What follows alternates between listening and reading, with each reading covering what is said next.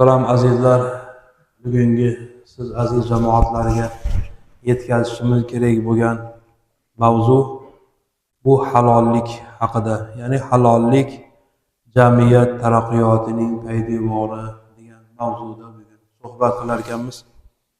Salom azizlar, albatta bu mavzu aslini olganda katta mavzu.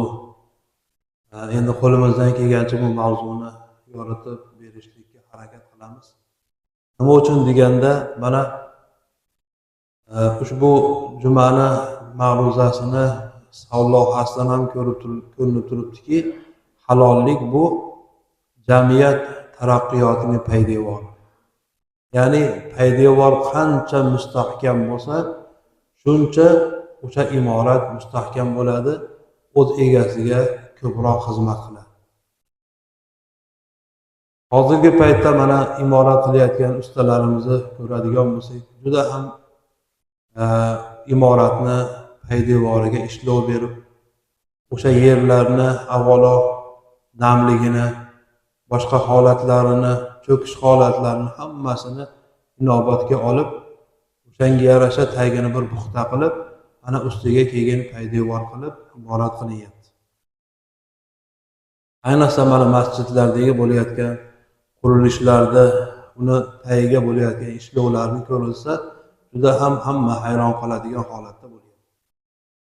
Endi bu dunyoviy tomondan shunday ishlarimizni puxta qiladigan bo'lganimizdan keyin, endi jamiyatimizni ham, yurtimizni ham taraqqiyoti albatta buni poydevori mustahkam bo'lishligi kerak. Buni poydevori nima bilan mustahkam bo'ladi deyilsa, halollik bilan mustahkam bo'ladi. Poklik bilan, to'g'rilik bilan mustahkam bo'lar ekan. Zero hammamizga ma'lum bo'lgan, mashhur bo'lgan muborak hadis sharif borki, bunyal islamu alan nazofa, ya'ni islom dinini poklikka bino qilindi deb marhamat qildilar. Demak, poklik deganda faqatgina yuvinib, taranib, yaxshi kiyimlarni kiyib, shu bilan bir pokiza bo'ldim deb, men islomni bitta amalini qilyapman degan bilan kifoyalanib qolmasligimiz kerak. Ya'ni balki mana shu poklik deganda hamma tomonlama hozirgi aytilgan biz mavzuda bugun gapirishimiz kerak bo'lgan shu halollik ham yuqoridagi hadisni taxtiga kiradi.